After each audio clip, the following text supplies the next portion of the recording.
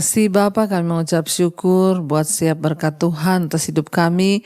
Bahkan Engkau menjagai kami sepanjang malam. Kami bangun pagi ini dengan tubuh yang sehat, tidak kurang suatu apapun, semua karena anugerah Tuhan.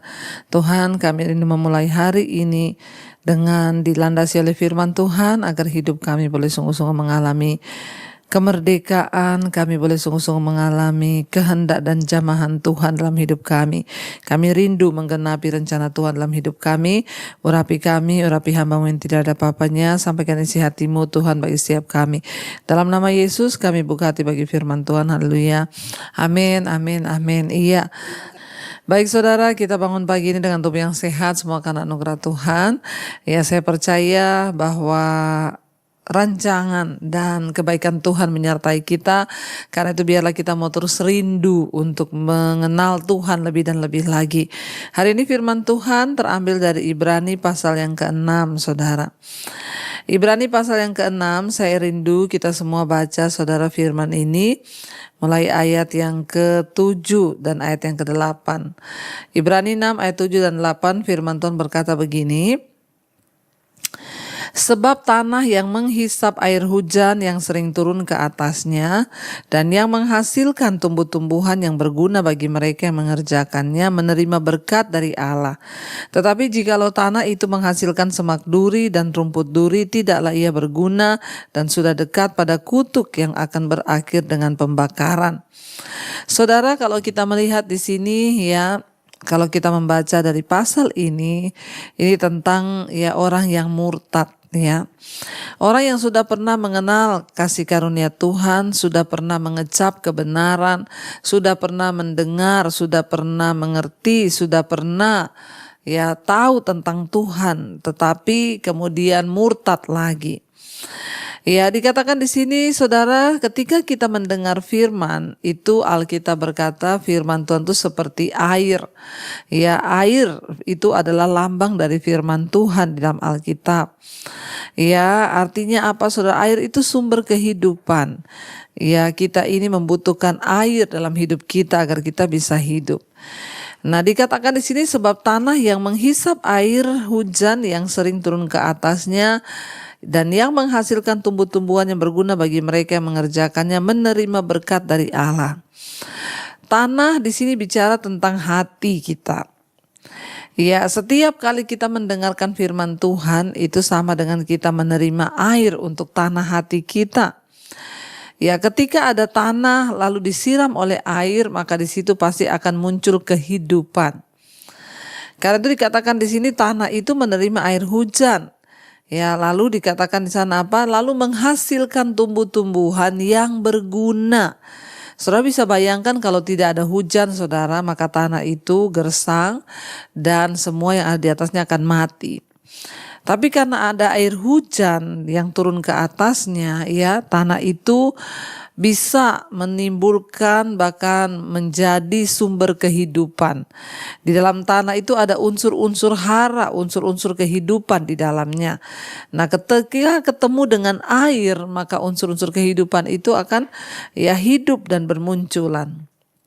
Dikatakan di sana, ketika tanah itu disiram oleh air hujan, maka muncul tumbuh-tumbuhan yang berguna bagi mereka yang mengerjakannya dan dia menerima berkat dari Allah. Ya, tanah hati kita ketika menerima firman tentunya hidup kita ini akan mengeluarkan buah-buah yang tentunya harusnya berguna bagi kehidupan orang, berguna bagi kehidupan sekeliling kita, berguna bagi banyak orang. Ya, karena kita sudah menerima air kehidupan yaitu firman Tuhan. Jadi sudah selayaknya ya seperti ibarat tadi ini, ya tanah itu menerima air hujan lalu menghasilkan tumbuhan dan buah-buahan yang berguna bagi orang.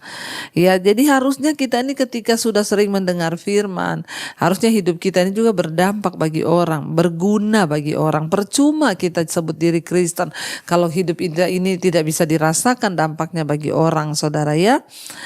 Tetapi dikatakan jikalau tanah itu menghasilkan semak duri dan rumput duri, tidaklah ia berguna dan sudah dekat pada kutuk yang berakhir kepada pembakaran. Sebaliknya saudara, tanah yang sama ya Dia terimanya juga air hujan, tetapi yang keluar dari tanah itu bukan tumbuh-tumbuhan yang menghasilkan berkat, yang berguna bagi orang, justru yang hanya ditimbulkan oleh semak duri dan rumput duri.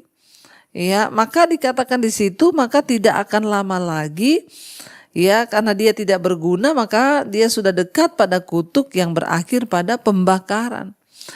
Kita sering melihat orang membakar hutan. Kenapa orang bakar lahan gambut itu? Karena rumput, isinya rumput duri, maka dibakar. Ya, tidak berguna, akan berakhir pada pembakaran. Saudara, kalau hidup kita di dunia ini tidak berguna bagi banyak orang, tidak ada dampak, bukan yang keluar buah malah semak duri, rumput duri. Nah, ini ayo kita introspeksi diri. Mari kita cek hari-hari ini hidup kita ini, apakah saya ini sudah berdampak bagi orang? Buah apa yang saya hasilkan dari hidup saya? Apakah hidup saya bisa dinikmati oleh suami, anak-anak, istri, anak-anak, keluarga besar saya? Apakah hidup saya ini sudah bisa dinikmati oleh orang lain? Itu yang harus menjadi tolak ukur di dalam kita menjadi orang percaya, saudara. Walaupun kita ini melayani, walaupun kita lama jadi Kristen, kalau hidupmu itu tidak berdampak bagi orang lain, ya maka ya sorry aja, coba kita bertanya. Di dalam rumah, saudara, kita harus saling menolong, saling membantu. Kalau orang tua gini, anak juga mengalami masalah, ayo kita saling membantu. Saya berdoa supaya kita semua tidak tumbuh semak duri di hidup kita yang tidak berguna. Ya, tapi buah-buahan itu berguna bagi banyak orang. Jadi semak duri itu melambangkan sesuatu yang tidak berguna, harus dicampakkan ke dalam api. Sementara buah-buahan, tumbuh-tumbuhan itu berguna bagi orang di sekeliling kita. Mari kita cek hari ini apakah yang ada dalam hidup kita ini semak duri atau buah-buahan yang berguna bagi banyak orang. Kalau kita dapati hidup kita cuma penuh semak duri, artinya apa? Menjadi batu sandungan terus bagi orang, ngerepotin orang terus, saudara, maka kita harus bertobat. Tapi ketika kita ini menjadi berkat, menjadi dampak bagi orang lain, puji Tuhan, teruslah berbuah, teruslah berdampak supaya hidup kita diperhitungkan oleh Tuhan. Mari kita tundukkan kepala, kita mau berdoa, kita renungkan firman ini. Terima kasih Bapa, kami belajar pagi hari ini untuk menjadi orang-orang yang berdampak bagi orang lain. Jadikan tanah hati kami, hidup kami menjadi tanah yang subur dan yang tumbuh di atasnya bukan semak duri, bukan rumput duri, tetapi buah-buahan, tumbuh-tumbuhan yang berguna. Karena kami sudah mendengar firman yang menjadi air kehidupan. Biarlah hidup kami terus berguna bagi banyak orang, Tuhan. Karena hidup ini adalah sebuah kesempatan untuk kami boleh melayani Tuhan. Kami mau pakai kesempatan di hidup kami untuk boleh menjadi berkat bagi banyak orang. Jangan ada semak duri atau rumput duri yang timbul, yang tumbuh di hidup kami. Tapi biarlah hidup kami menghasilkan buah-buahan yang boleh dinikmati oleh banyak orang. Kami berbuah dalam roh. Tuhan, sebagai suami jadikan kami teladan, istri sebagai anak kami mau menjadi berkat dan dampak di tengah keluarga kami. Terima kasih Bapa, berkati setiap mereka yang bangun pagi hari ini mencari wajah Tuhan. Engkau berkati, Engkau sertai. Apapun yang kami kerjakan hari ini Tuhan buat berhasil. Biarlah Bapa perlindungan bahkan penyertaan Tuhan nyata di hidup kami. Hidup kami berbuah bagi banyak orang dan boleh dinikmati oleh banyak orang. Berkati Tuhan yang sedang terbaring sakit pagi ini, kami berdoa lawatan Tuhan terjadi, kesembuhan terjadi dalam nama Yesus. Kami berdoa buat yang berulang tahun hari ini, jamaah dan lawat juga Tuhan, kesehatan, kekuatan menjadi milik bagian setiap yang berulang tahun. Kau tambahkan 1 umur, 1 tahun lagi bertambah pula kedewasaan rohani di dalam Engkau. Terima kasih Bapa, yang beban berat Engkau berikan kelegaan. Engkau memberkati bangsa dan negara kami Indonesia, lawatan-Mu tercurah bagi bangsa ini. Dan setiap kami yang bergumul hari-hari ini, Tuhan berikan kemenangan demi kemenangan. Mari kita berdoa. Bapa kami, Saudara, Bapa kami yang ada dalam sorga, dikuduskanlah nama-Mu. Datanglah kerajaan-Mu, jadilah kehendak-Mu di bumi seperti di sorga. Berikanlah kami pada hari ini makanan kami yang secukupnya. Dan ampuni kami akan kesalahan kami, seperti kami juga mengampuni orang yang bersalah pada kami. Janganlah membawa kami dalam pencobaan, tapi lepaskanlah kami daripada yang jahat. Karena Engkau yang punya kerajaan dan kuasa dan kemuliaan sampai selama-lamanya.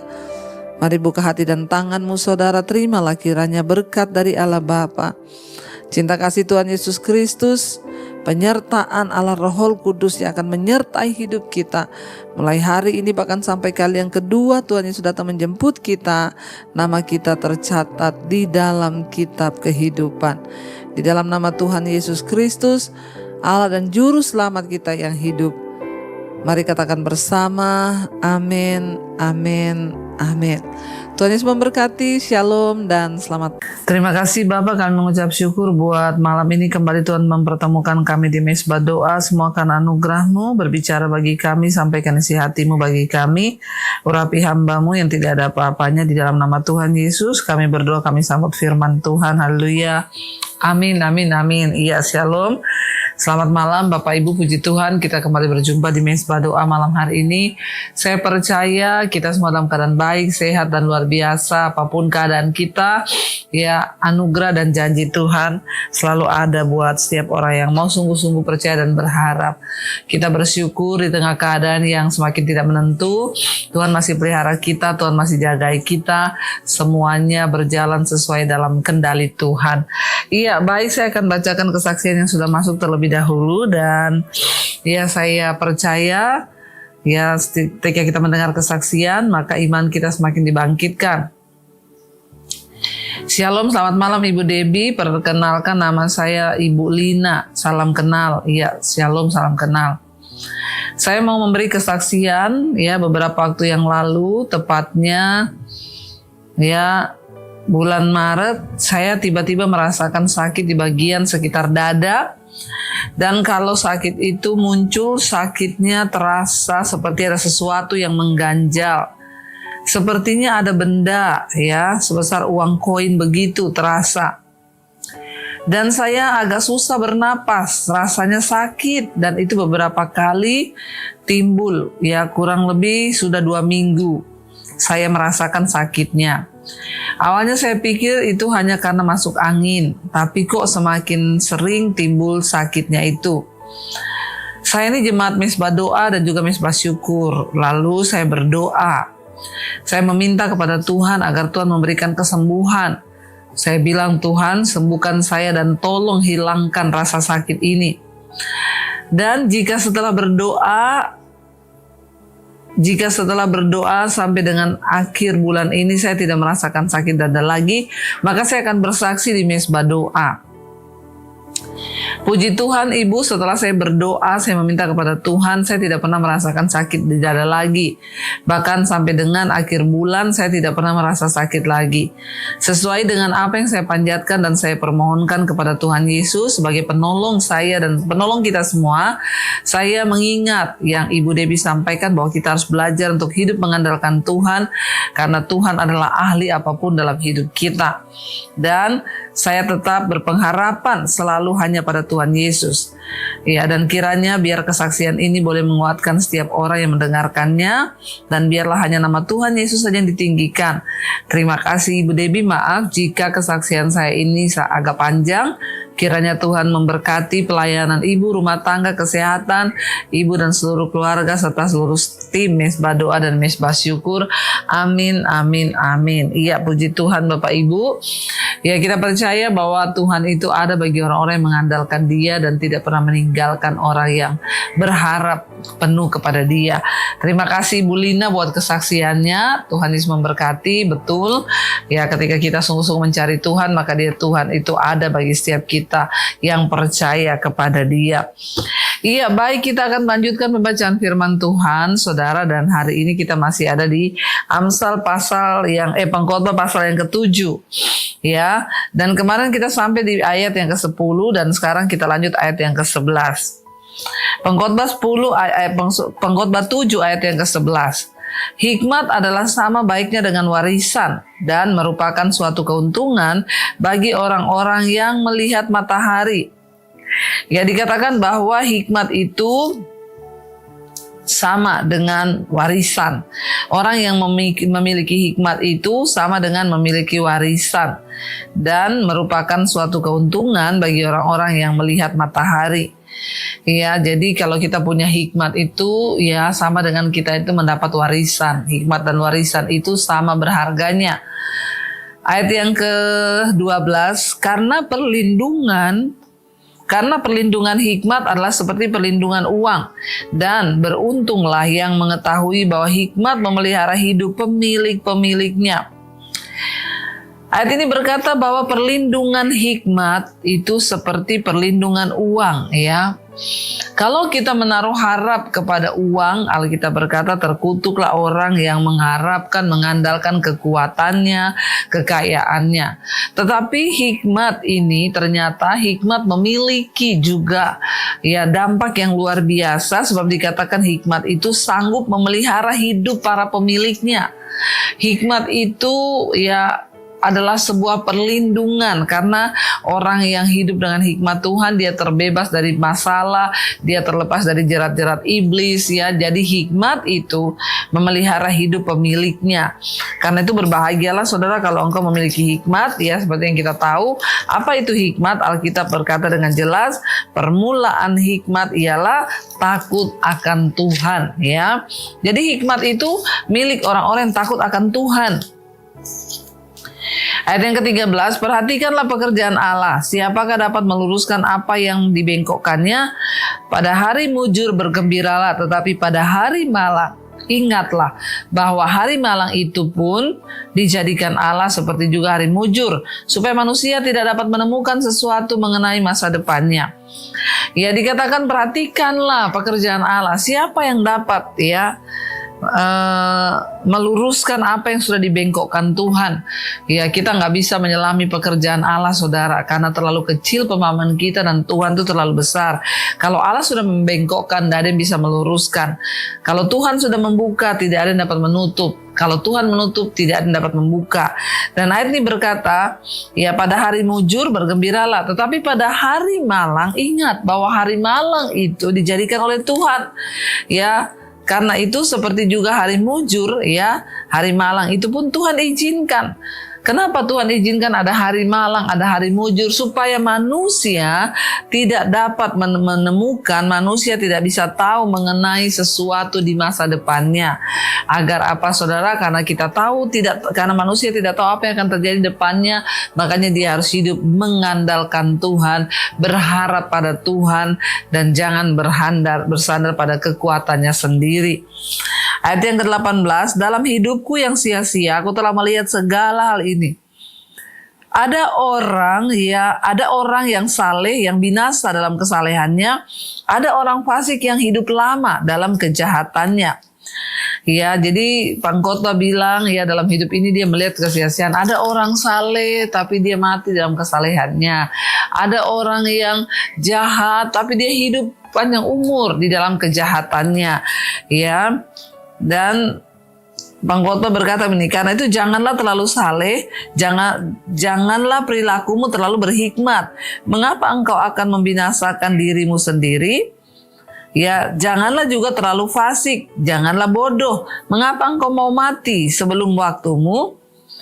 Dikatakan di sana saudara bahwa ya orang saleh mati di dalam kesalehannya, orang yang jahat juga mati di dalam kejahatannya.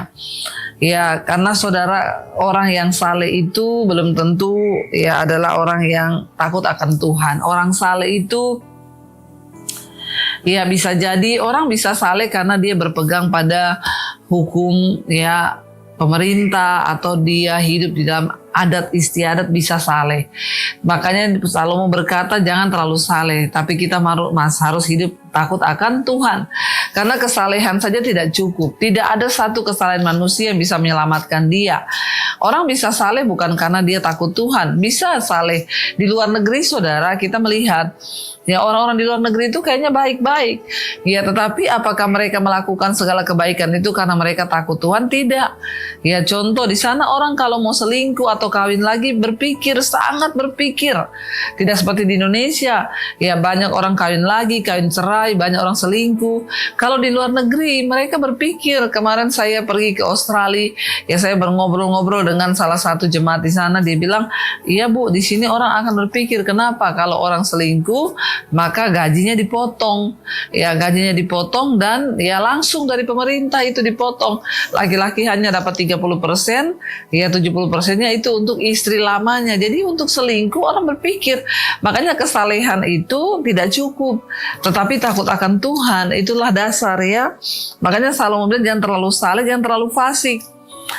Ayat yang ke-18, adalah baik kalau engkau memegang yang satu, ayat 18, adalah baik kalau engkau memegang yang satu dan juga tidak melepaskan yang lain, karena orang yang takut akan Allah luput dari kedua-duanya. Nah, ya jangan terlalu saleh, jangan terlalu fasik, tetapi hiduplah takut akan Tuhan, kata Salomo. Ya, hidup takut Tuhan, ya kita takut akan Allah. Hikmat memberi kepada pemiliknya lebih banyak kekuatan daripada 10 penguasa dalam kota. Hikmat itu adalah takut akan Allah. Kalau kita hidup takut akan Allah, maka kita diberi kekuatan lebih daripada 10 penguasa. Sesungguhnya di bumi tidak ada orang yang saleh, yang berbuat baik dan tak pernah berbuat dosa. Juga janganlah memperhatikan segala perkataan yang diucapkan orang, supaya engkau tidak mendengar pelayanmu mengutuki engkau, karena hatimu tahu bahwa engkau juga telah kerap kali mengutuki orang lain. Iya, dikatakan jangan terlalu dengar omongan orang ya, apalagi kalau engkau mendengar pegawaimu sendiri mengutuk engkau, karena ya dipungkiri atau tidak, kita pun seringkali mengutuki orang lain. Jadi saudara, saya percaya banyak hikmat yang kita dapat malam hari ini dari pembahasan firman Tuhan, dan marilah kita sungguh-sungguh mau berpegang pada hikmat ya, dan pengetahuan dan takut akan Tuhan. Mari kita tundukkan kepala, kita bersatu hati, kita berdoa. Terima kasih Bapa, kami mengucap syukur buat malam ini Tuhan mempertemukan kami di mesbah doa, dan biarlah anugerah-Mu melimpah atas setiap kami. Tuhan, bawa kami untuk semakin mengerti, bawa kami untuk semakin percaya, bawa kami untuk semakin hidup takut akan Tuhan dan mengerti akan segala kebaikan-kebaikan Tuhan di hidup kami. Bapa, berkati setiap anak-anak-Mu, mereka yang sungguh-sungguh hidup mengandalkan Engkau, mereka yang sungguh-sungguh hidup takut akan Tuhan.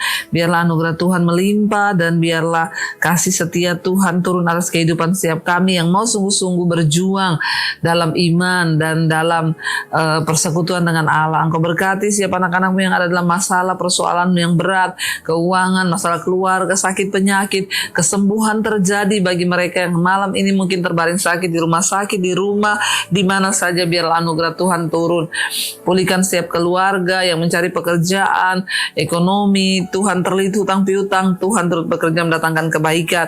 Kami hanya bisa bersyukur dan menyerahkan hidup kami ke dalam tangan Tuhan. Kami tidak perlu mendikte Tuhan, karena Tuhan yang lebih tahu yang terbaik di hidup kami. Hanya satu, Tuhan beri kami kekuatan untuk bertahan di dalam anugerah-Mu. Berkati juga bangsa dan negara kami Indonesia, biar lautan Tuhan turun atas bangsa ini, hingga bangsa ini menjadi bangsa yang memuliakan nama Tuhan, menjadi bangsa yang sungguh-sungguh bertobat, menjadi bangsa yang hidup takut akan Allah. Dari seluruh pemimpin, mulai dari Presiden Pak Prabowo, Pak Gibran, seluruh pejabat, menteri-menteri yang ada, kami bersyukur Indonesia dalam pelindungan Tuhan. Ketika krisis ini sedang terjadi di banyak negara, mereka sudah mengalami krisis BBM, tapi Indonesia masih ada dalam pemeliharaan Tuhan, semua karena Tuhan. Tuhan berkati terus pemerintahan kami agar diberi hikmat dan dituntun dan mengambil semua keputusan yang terbaik yang berdasar daripada takut akan Allah. Tuhan, ampuni bangsa kami, biarlah hujan pertobatan terjadi atas bangsa ini. Indonesia diberkati, tanahnya, udaranya, lautnya, perkebunan, pertanian, peternakan, persawahan, semua diberkati Tuhan, masyarakatnya diberkati Tuhan, dan Indonesia boleh mengalami mandiri di dalam pangan, ketahanan di dalam segala perkara, karena Tuhan yang turut bekerja. Jauhkan bangsa ini dari krisis, dari segala macam Tuhan sengketa, dari segala macam kekacauan, kami tolak dalam nama Tuhan Yesus. Berkati juga semua bangsa-bangsa di 5 benua, Asia, Afrika, Amerika, Eropa, Australia, khusus bagi Timur Tengah. Anugerah Tuhan turun melimpah bagi semua bangsa-bangsa yang ada di Timur Tengah, supaya anugerah Tuhan tercurah. Terima kasih Bapa, kami mengucap syukur buat malam hari ini menyerahkan hidup kami ke dalam tangan Tuhan. Karena itu Bapak Ibu, mari buka hati dan tanganmu, terimalah kiranya berkat, rahmat, anugerah dari Allah Bapa, cinta kasih dari Tuhan Yesus Kristus, penyertaan Allah Roh Kudus turun atas hidup kita semua mulai malam ini bahkan sampai kali yang kedua. Tuhan Yesus datang kembali menyebut setiap kita dan nama kita tercatat dalam kitab kehidupan. Dalam nama Tuhan Yesus yang percaya diberkati Tuhan, katakan bersama, amin, amin, amin. Tuhan Yesus memberkati, shalom dan Immanuel saudara. Yes, luar biasa. Iya, malam hari ini saudara, ya saya mau menyampaikan firman Tuhan, yaitu dengan tema mengalami Tuhan, ya, mengalami Tuhan. Ini sepertinya tema yang biasa ya, tetapi banyak orang Kristen yang belum mengalami Tuhan. Ya, karena saya percaya kekristenan itu bukan hanya sekedar agama, saudara. Tetapi kekristenan bicara tentang hubungan pribadi kita dengan Tuhan. Mengapa banyak orang gampang goyah, gampang jatuh, bahkan gampang meninggalkan Tuhan? Ya karena mereka belum mengalami Tuhan. Iya, sebuah hubungan yang dibangun ya, namun tanpa pengalaman bersama itu nggak mungkin, saudara.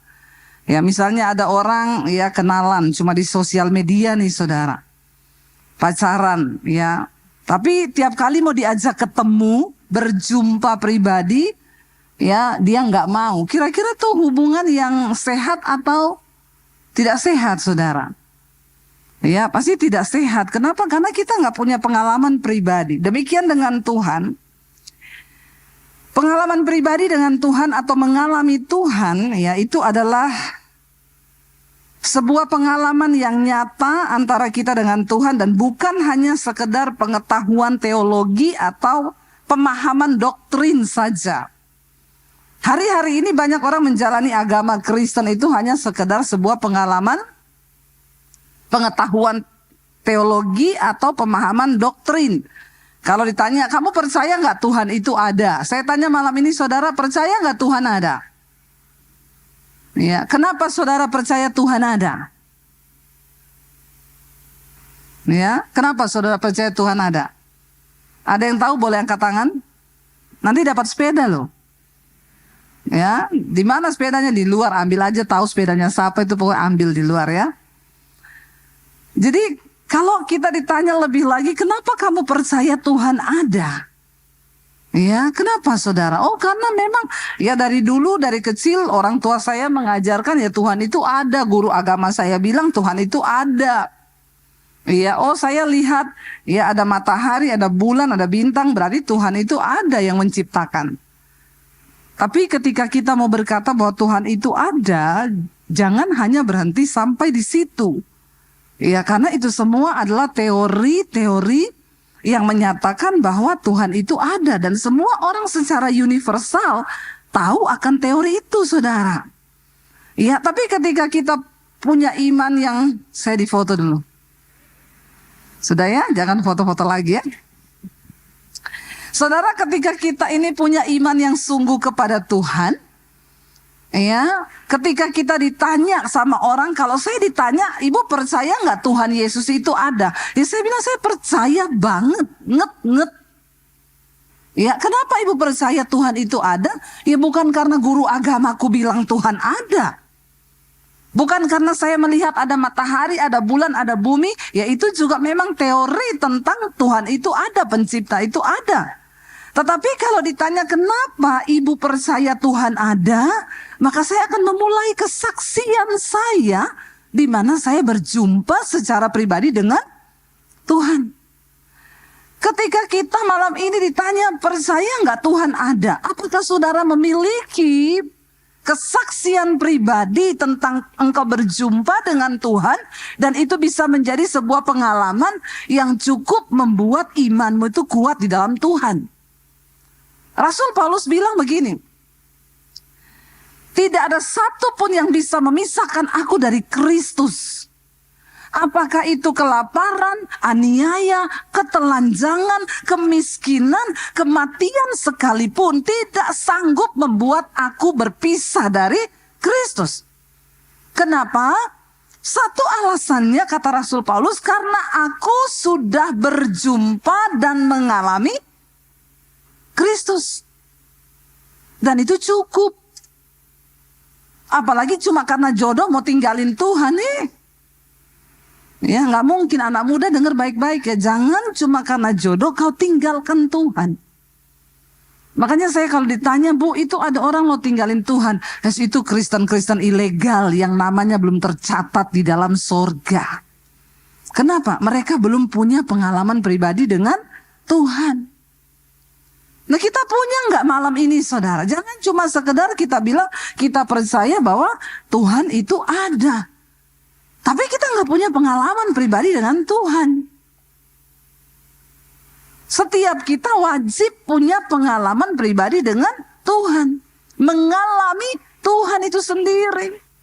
Ya, mengalami Tuhan bukan hanya bicara tentang doktrin, bukan bicara tentang pemahaman, teologi, tetapi melibatkan Tuhan, itu bicara tentang interaksi kita yang lebih dalam dengan Tuhan. Ya, di mana lewat hubungan yang dalam dengan Tuhan itu membawa perubahan dalam hidup kita, katakan. Sudahkah hidup kita berubah? Sudah, Bu, dulu kurus sekarang gendut. Ya, itu bukan perubahan, saudara, itu perkembangan. Ya, mengembang ke kanan dan ke kiri. Mengalami Tuhan adalah sebuah hubungan yang melibatkan interaksi kita dengan Tuhan yang dalam, dan itu membawa perubahan dalam kehidupan kita secara pribadi. Sehingga orang yang mengalami Tuhan hidupnya nggak sama lagi. Amin. Dulu merokok, sekarang narkoba, Bu. Itu ketemu setan, bukan ketemu Tuhan itu. Ya, kalau orang ketemu Tuhan dulu merokok, sekarang tidak merokok lagi. Ada pengalaman di sini bapak-bapak yang dulu pernah merokok, angkat tangan ada? Kalau sampai sekarang masih merokok, jangan angkat tangan. Saya baptis, saya rendam 15 menit loh di bawah. Biar kau buka mata langsung di rumah Bapak di sorga. Ya, pernah ya Pak, Bapak yang di sini kacamata angkat tangan tuh. Dulu Bapak merokok ya? Ya, sekarang tidak lagi. Kenapa Pak? Dimarahin istri? Enggak ya, karena mengalami Tuhan. Ketika orang mengalami Tuhan, punya pengalaman pribadi dengan Tuhan, hidupnya pasti berubah, saudara. Saya tuh sering mendengar kesaksian, Bu, saya mau bersaksi di mesbah doa, saya bacakan. Saya ini, tadi malam saya baca, saudara. Saya ini dulu, Bu, orangnya emosian, tukang tersinggung, tukang marah-marah. Tiap hari berantem sama suami. Saya curigaan sama suami. Ya, pokoknya saya nggak terima kalau disalahkan. Dan saya tidak pernah mau minta maaf. Bahkan kadang kalau suami saya minta maaf, saya tidak maafkan dia. Itu dulu saya, padahal saya sudah Kristen sejak kecil. Di sini masih ada yang begitu? Nggak usah angkat tangan. Ya, jangan angkat tangan, di dalam hati saja.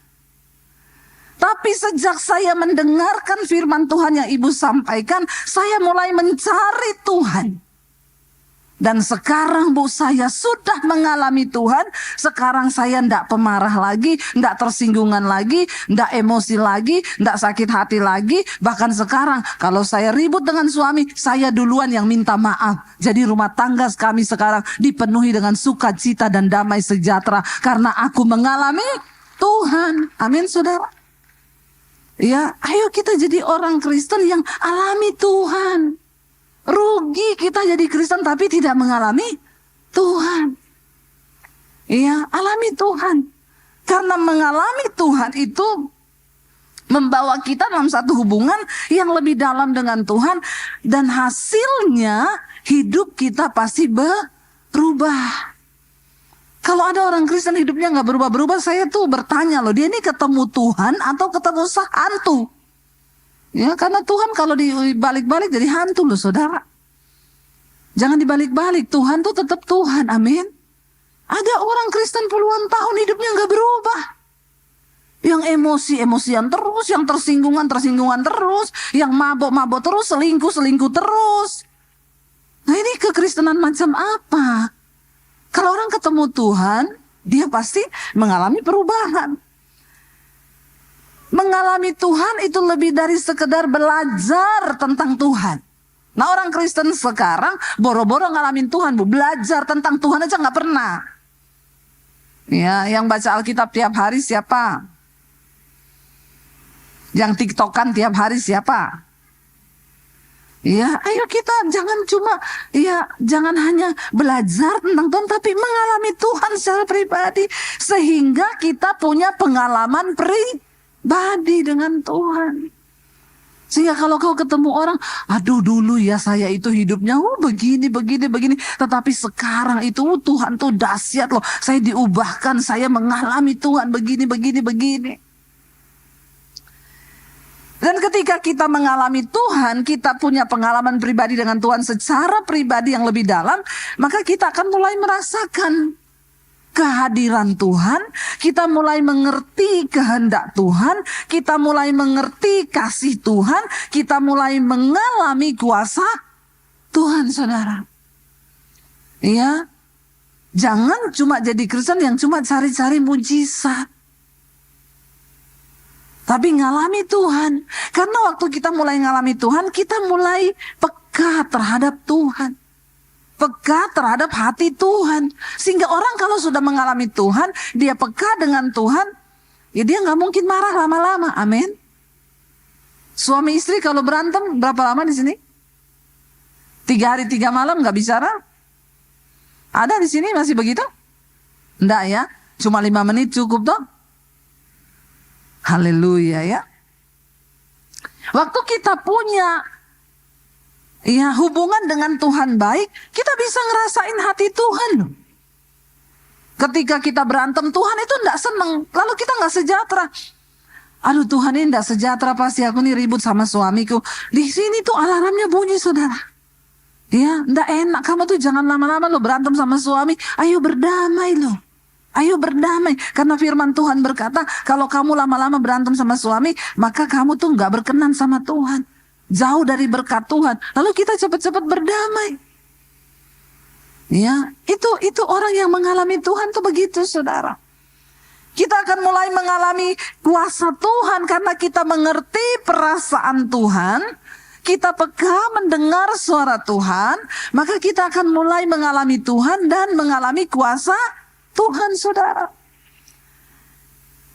Perjumpaan pribadi dengan Tuhan, ya, itu akan membawa kita dalam pengalaman dengan Tuhan dan pasti kita akan mulai mencari Tuhan lewat doa, ya. Lewat pemahaman Alkitab, kita mulai punya pengalaman di dalam perjalanan hidup kita.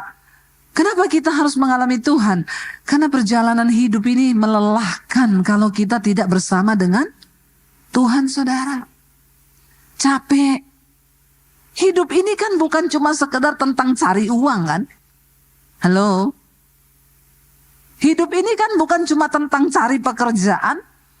Hidup ini bukan cuma tentang cari jodoh. Amin, anak-anak muda. Ya, hidup ini bukan cuma tentang cari sesuatu yang kita butuhkan di dunia ini.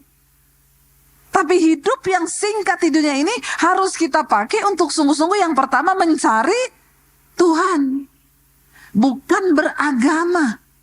Karena banyak orang yang menyebut dirinya Kristen, tapi sesungguhnya dia belum ketemu dan mengalami Tuhan secara pribadi. Ya, ayo kita cari Tuhan sungguh-sungguh. Ya, saudara, firman Tuhan berkata, Ibrani 11 ayat yang ke-6, kita baca saudara di sana.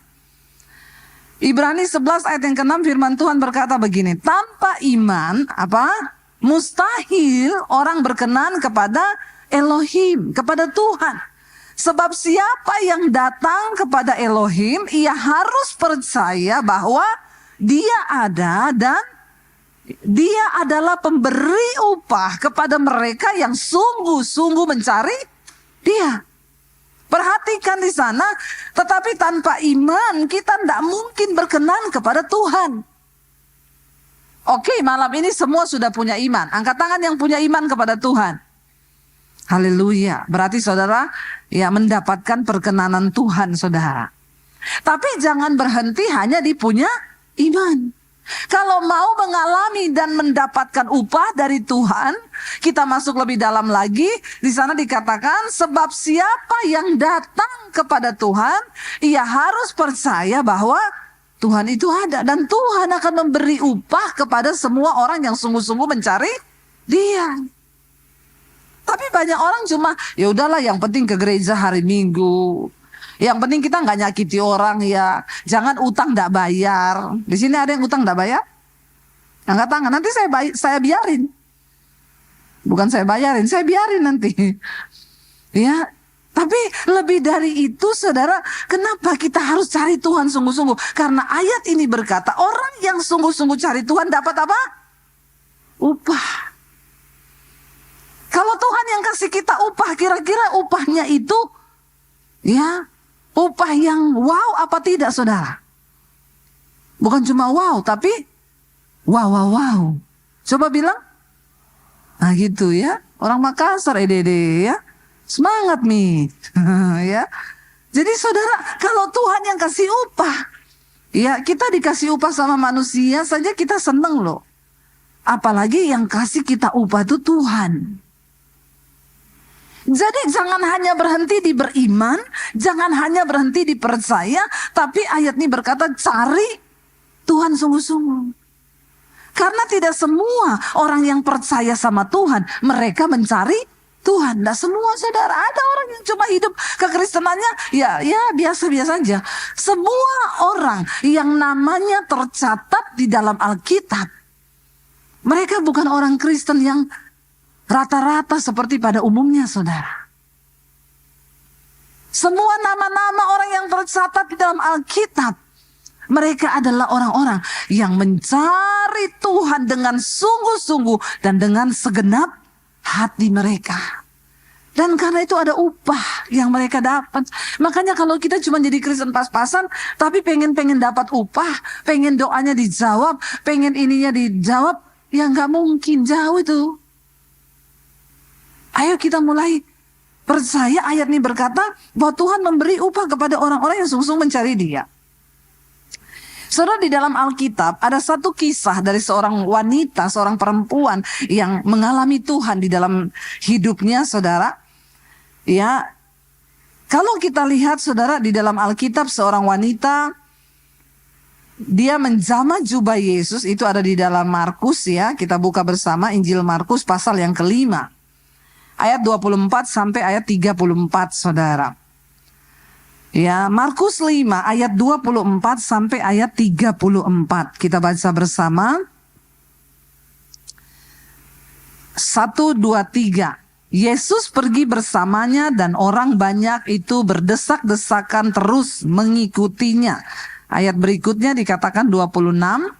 Ada seorang wanita yang sedang sakit pendarahan berapa lama?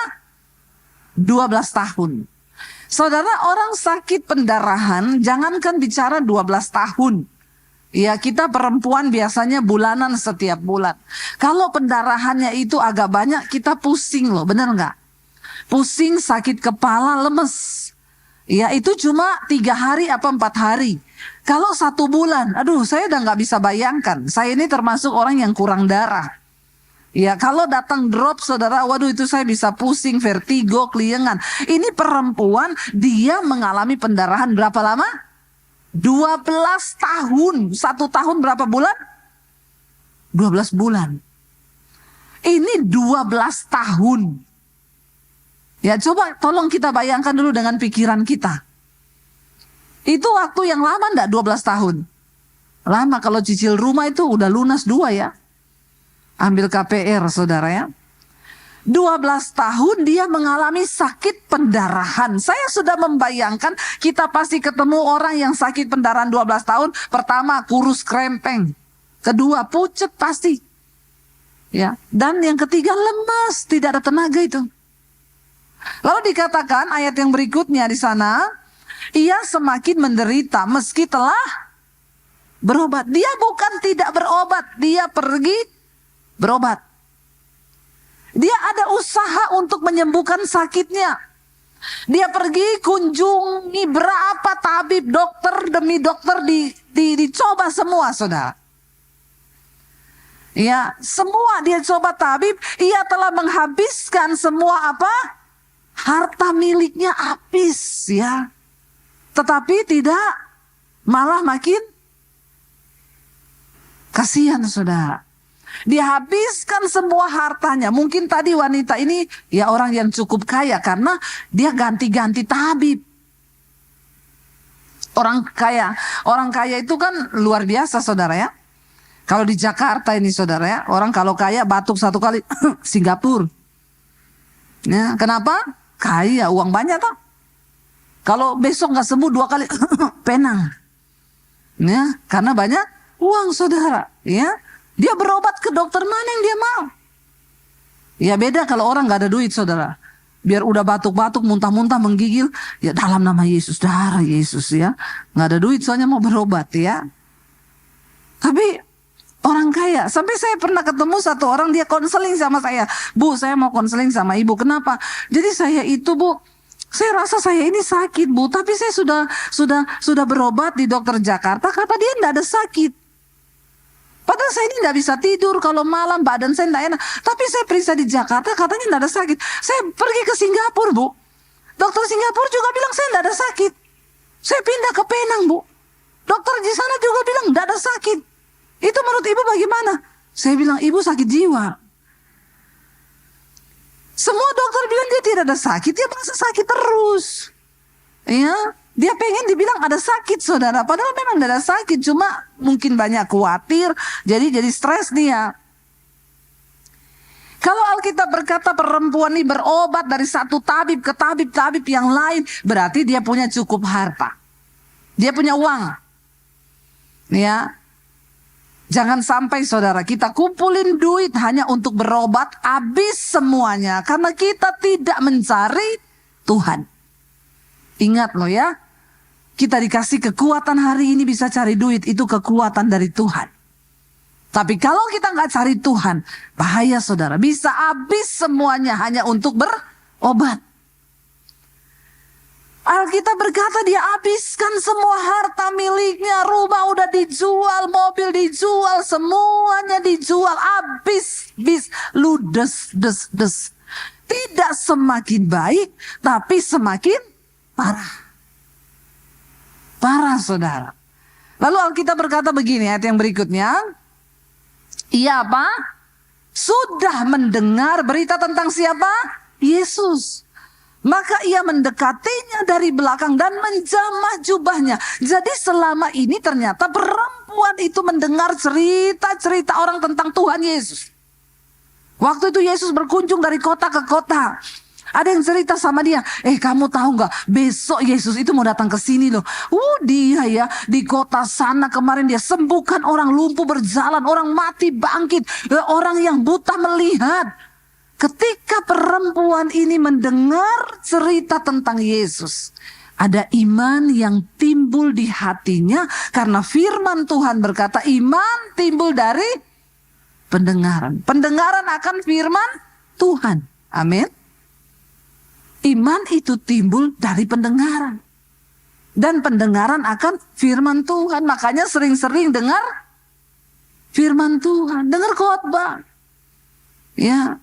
Dengar firman Tuhan. Jangan lupa subscribe channel Debbie Basir TV. Dengar firman, saudara. Supaya iman timbul. Karena iman ini kalau nggak dijaga bisa redup. Lama-lama mati kalau banyak masalah. Makanya perlu tiap hari disegarkan dengar firman. Ketika dia mendengar cerita orang, wah itu Yesus hebat loh. Dia sembuhkan orang, ya orang lumpuh berjalan, orang buta melihat, orang bisu bicara. Pokoknya dia ajaib, dia luar biasa. Dia mendengar. Ketika dia mendengar, ada sebuah kerinduan untuk berjumpa dengan Tuhan Yesus. Lalu ada yang bilang, besok Yesus mau datang ke sini. Saudara, untuk berjumpa dengan Tuhan Yesus. Wanita yang pendarahan 12 tahun dan keadaannya semakin parah itu. Saya yakin dia harus berjuang dan harus benar-benar ada harga dan pengorbanan yang dia bayar. Dia pasti dengan terseok-seok, dia bangkit dari tempat tidurnya untuk datang dan mencegat Yesus di tengah jalan yang akan lewat di kotanya. Itu pasti dia, saudara, keliengan. Saya bayangkan dia pusing, mual gitu, dia jalan cuma untuk ketemu Tuhan. Kenapa? Karena imannya berkata, asal ku jamah jubahnya, aku pasti sembuh. Iman itu yang menggerakkan dia ketemu Tuhan, mengalami Tuhan secara pribadi. Dan Alkitab berkata begini, saudara, ayat yang berikutnya. Sebab ia berkata, sekiranya aku dapat menjamah jubahnya saja, aku akan sembuh. Lalu ayat yang berikutnya berkata begini, seketika itu juga pendarahannya berhenti dan ia merasakan tubuhnya sudah sembuh dari penyakit itu. Dia rasa, enak, aku ndak pusing, ndak apa. Aku ndak pendarahan, aku ini sembuh. Ya, orang itu kan pasti punya rasa kalau sembuh kan. Yang tadinya pusing, keliengan, mual, tiba-tiba ya kalau enggak drop lagi. Aku kok enak ya, kayak kita kalau pusing kan lu pusing. Begitu minum air gula atau makan langsung, iya saya langsung enak gitu ya. Wanita ini merasa dia sembuh dari penyakitnya. Saat itu juga waktu dia berjumpa dengan Tuhan, mengalami Tuhan. Dan ayat ini berkata begini, saudara. Yang berikutnya lanjut. Yesus menyadari bahwa ada apa? Kuasa yang keluar daripadanya. Ia berpaling ke arah orang-orang banyak itu dan bertanya, saudara, siapa yang menjamah jubahku? Yesus terasa, ya kucing lewat ya. Sana pus-pus meong. Enggak usah lihat itu penonton. Saudara, nggak apa-apa ya, itu enggak usah lihat kucing. Nih orang Makassar ini tidak pernah lihat kucing kah? Cuma kucing lewat begitu udah lihat semua itu kucing. Lihat sini saja, jangan gagal fokus. Amin. Ya, jangan gagal fokus, saudara. Sampai di mana tadi? Kucing lewat. Jadi Yesus rasa nih ada kuasa yang keluar dari dalam dirinya. Dan Yesus berpaling kepada orang banyak dan dia tanya, siapa yang menjamah jubahku? Lalu saudara, murid-muridnya jawab begini sama Yesus. Baca bersama. Para murid berkata kepadanya, engkau melihat, hello, kata murid-muridnya. Kamu tidak lihat, ini orang ribuan berdesak-desakan di dekatmu, dan engkau bertanya, siapa yang menjamah aku? Hello, please deh. Ya, kira-kira kalau orang itu ribuan ingin mendekat ke Yesus, semua menjamah dia nggak, saudara? Ya makanya murid-muridnya aneh, kok aneh sih bertanya siapa yang menjamah aku. Saya aja tuh kalau diserbu jemaat minta foto, saudara, besok pagi tulang saya remuk semua. Itu baru saya loh, belum Tuhan Yesus itu. Ya, berebut, bu foto. Nah, terus saya tanya siapa yang menjamah aku? Hello, please deh. Apalagi ini Tuhan Yesus. Ribuan orang ikut dia dan semua pengen jamah Yesus. Dan murid-muridnya berkata, Tuhan, semua orang ribuan berdesak-desakan di sampingmu dan kau bertanya siapa yang menjamahku? Lalu Yesus jawab apa, saudara? Yesus memandang ke sekelilingnya untuk melihat siapa orang yang telah melakukannya. Yesus itu tahu memang banyak orang yang berdesak-desakan menjamah dia, tapi jamahan yang satu ini berbeda. Karena berhasil menarik kuasa Tuhan keluar dari dirinya. Ini adalah gambaran orang Kristen zaman sekarang. Banyak orang berkata ikut Yesus. Mereka ke gereja tiap hari Minggu. Ribuan orang datang mencari Tuhan. Ke gereja katanya. Tapi Tuhan tahu orang yang sungguh-sungguh datang dengan hati yang hancur. Dan pengen sungguh-sungguh ketemu dengan dia. Banyak orang Kristen yang menyebut dirinya pengikut Kristus. Tapi tidak semua orang bisa menarik kuasa Tuhan turun atas hidupnya untuk bekerja. Memang banyak orang berdesak-desakan, tetapi banyak yang hanya ingin melihat, banyak yang datang hanya tapi wanita ini datang dengan iman. Dia percaya bahwa Yesus berkuasa dan sanggup menyembuhkan sakit penyakitnya. Dan dia mengalami itu. Hari itu juga dia disembuhkan, saudara. Amin. Jangan jadi Kristen kebanyakan. Yang cuma rame-rame saja datang. Ya, yang cuma rame-rame bilang Kristen kalau minggu ke gereja, tapi kita tidak pernah punya kerinduan untuk menjamah Yesus secara pribadi dan mengalami Tuhan di dalam hidup kita. Tuhan tahu loh orang-orang yang mau mengalami Tuhan. Kenapa saya itu selalu kalau ada orang datang, Bu, saya mau konseling. Saya tanya, soal apa lagi kau mau konseling? Terus nih jemaat nih tiap hari konseling terus. Lama-lama konsleting. Saya bilang coba enggak usah konseling ya. Tapi mulai hari ini cari Tuhan. Kau masuk di dalam kamarmu, tutup pintu. Nangis tuh sama Tuhan, nangis. Doa sama Tuhan, konseling sama Tuhan. Masuk kamarmu, tutup pintu dan bilang, Tuhan, aku tuh mau cerita sama Engkau Tuhan. Aku tuh capek dalam hidup ini Tuhan. Aku pengen mengalami Engkau Tuhan. Ngomong aja saudara. Sama Tuhan tuh gak usah formal-formal. Bapa di dalam surga. Pada hari ini Tuhan, kami datang. Tuhan bilang, alai lebay kau. Kita kalau punya hubungan yang dekat sama Tuhan. Ya, saya yakin mana ada anak kalau dekat sama bapaknya, ya ada anak yang dekat sama bapaknya. Misalnya anak saya mau ketemu papinya terus dia bilang, papiku. Suami saya bilang, apa anakku? Aku minta uang papi. Alay lebay lu. Mana ada begitu? Iya. Kalau orang punya hubungan yang dekat, anak saya itu saya sudah tahu. Ya dia kalau datang dia bilang, hai Buna. Nah, dia punya panggilan sayang sama saya kalau mau minta duit. Ya, dia udah panggil Buna itu berarti dia minta duit. Ya, hai Bunaku. Ya, halo Bundaku, Bundahara. Dia mau ngomong bendahara itu. Saya kalau dia sudah begitu, saya udah bilang, ngapa? Mesti ada maunya. Karena kita punya hubungan yang dekat, dia kata sebut. Tapi kalau dia enggak minta uang ketemu, hai Mami, apa kabar? Tapi kalau Buna, ini saya udah tahu, saya kenal dia. Kita sama Tuhan gak usah pakai bahasa yang formal, saudara.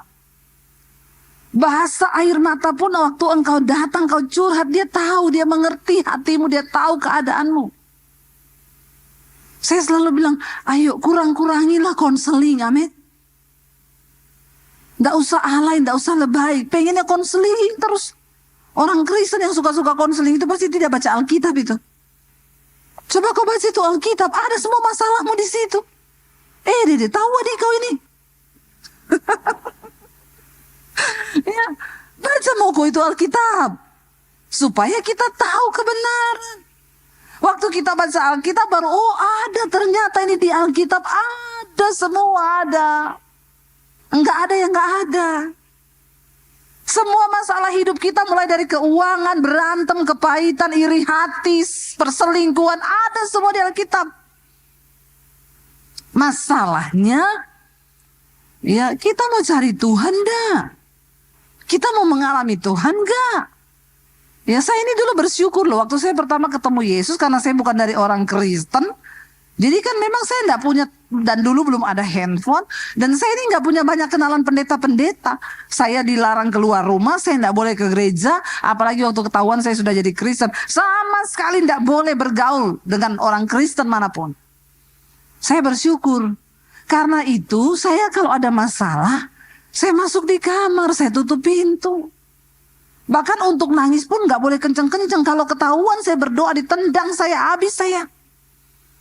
Jadi bayangkan loh, Saya masuk ke dalam tempat yang paling tersembunyi. Kadang saya harus berdoa di dalam kamar mandi, di toilet, supaya tidak ketahuan. Saya cuma cari Tuhan. Tidak ada tempat saya mau datang, saya mau konseling. Tidak ada.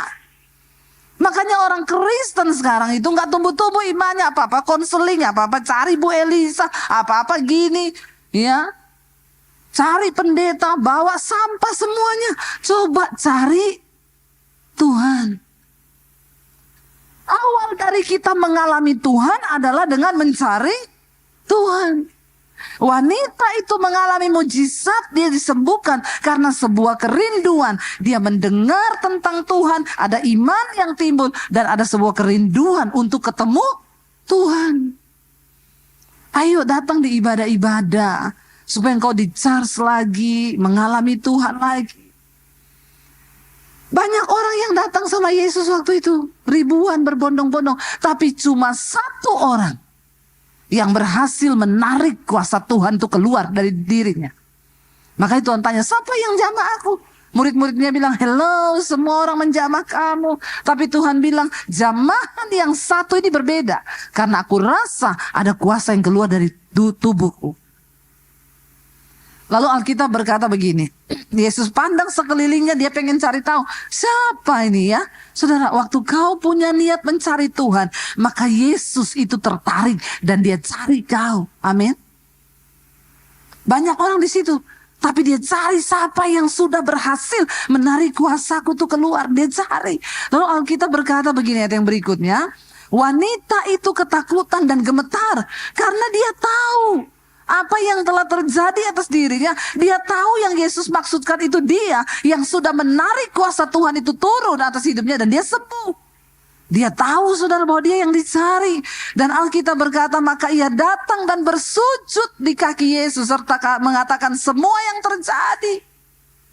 Akhirnya karena dia berjumpa dan mengalami Tuhan, dia punya cerita tentang Tuhan. Dia cerita, Tuhan, aku ini tadinya perempuan, saya pendarahan 12 tahun, saya sudah berobat kemana-mana tidak sembuh, tapi aku dengar tentang Yesus. Lalu hari ini aku datang dengan iman, aku pengen jamah jubahmu. Dan itu terjadi. Mari kita menjadi orang Kristen yang berbeda dengan yang kebanyakan. Amin, saudara.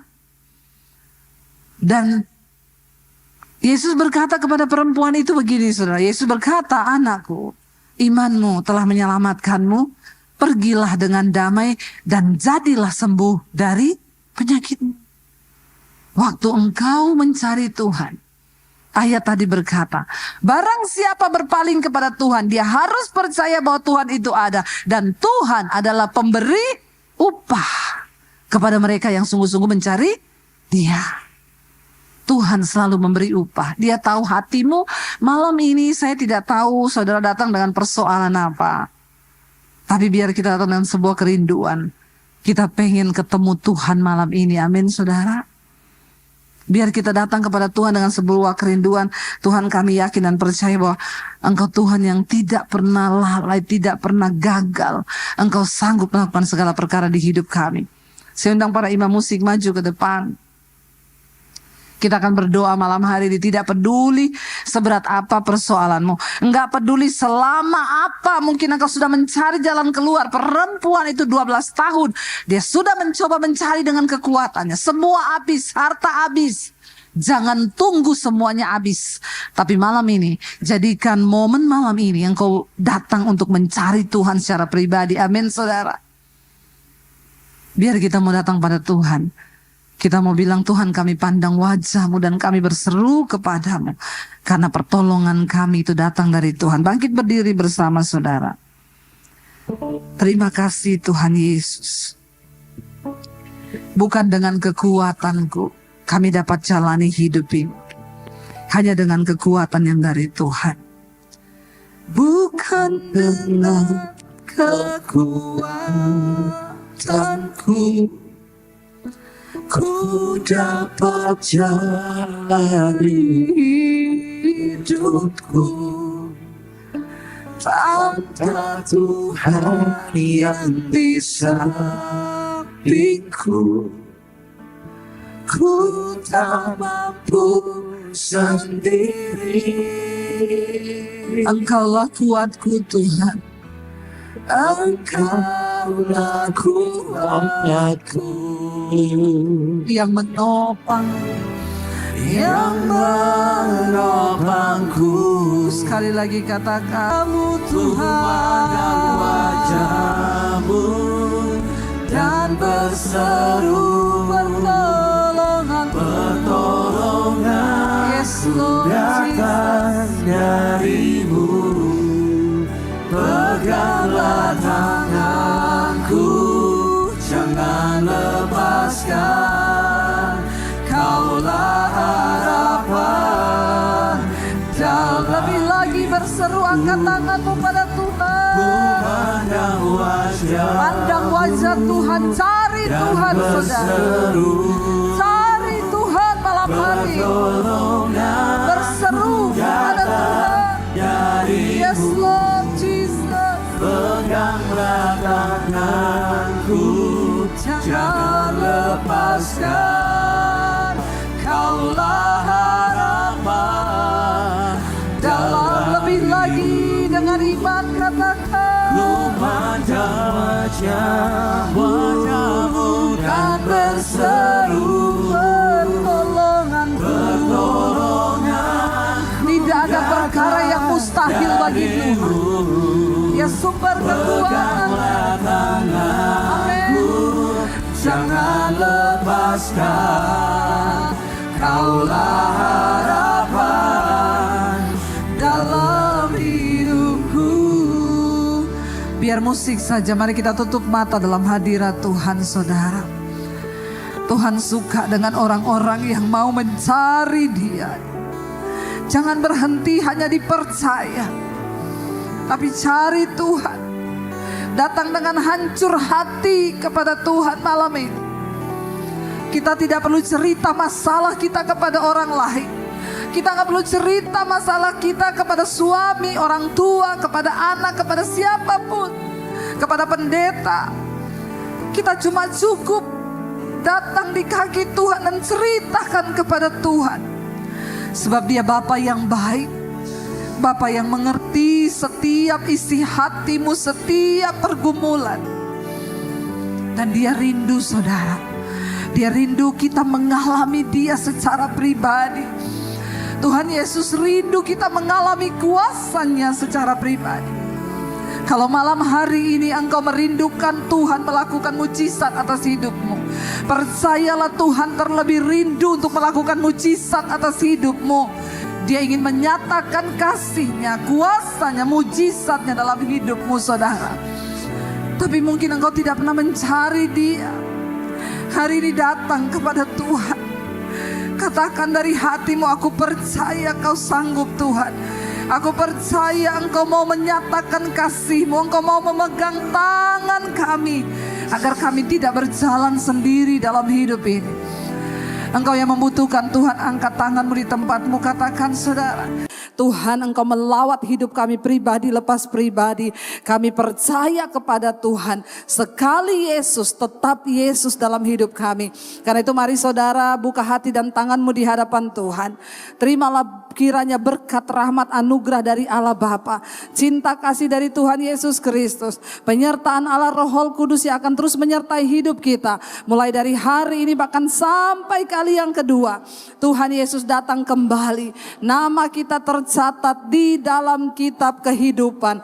Karena itu mari kita berkata di dalam nama Tuhan Yesus,